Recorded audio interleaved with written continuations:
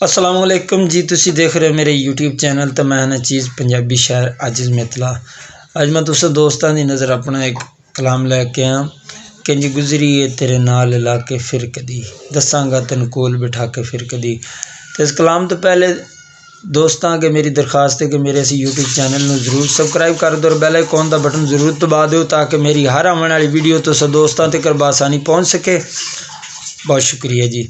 तो दोस्तों की नज़र कलाम है।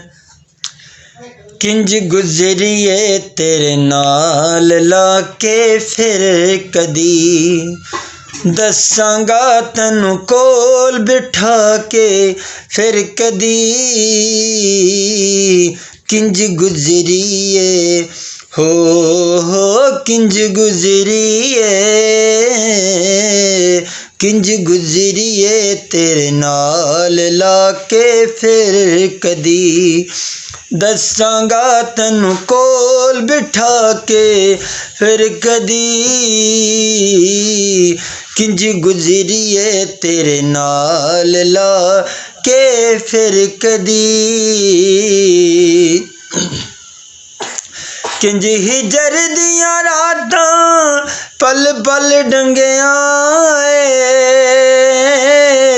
किंज रोवण विच हर दिन मेरा लंघिया है।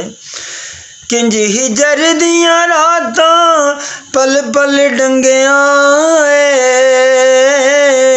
किंज रोवण विच हर दिन मेरा लंघिया है। जिंदे अपनी सूलां ते पाके फिर कदी, दसांगा तैनू कोल बिठा के फिर कदी। हो गो दसांगा तैनू कोल बिठा के फिर कदी।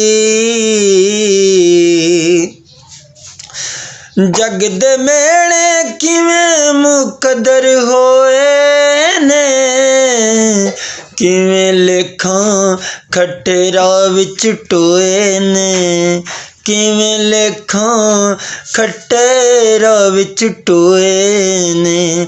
किवें लंगी ठेडे खा के फिर कदी,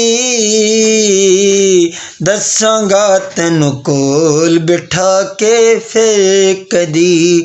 हो किंज गुजरिए तेरे नाल लाके फिर कदी। अज दा झूठा सही यार बथेरा एदे विच भी परम कजींदा तेरा है। एदे विच भी परम कजींदा तेरा है। रोवांगा गल नाल लाके फिर कदी, दसांगा तैनू कोल बिठा के फिर कदी। हो किंज गुजरिए तेरे नाल लाके फिर कदी।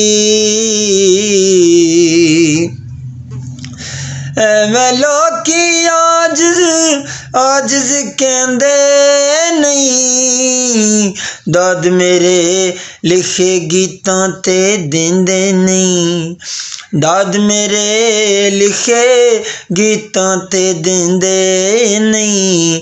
जिगर अपने दी रात कढ़ा के फिर कदी, दसांगा तैनू कोल बिठा के फिर कदी। हो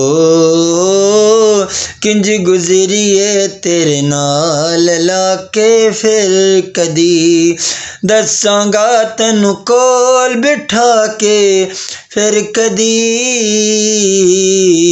किंज गुजरिए तेरे नाल लाके फिर कदी, किंज गुजरिए तेरे नाल लाके फिर कदी।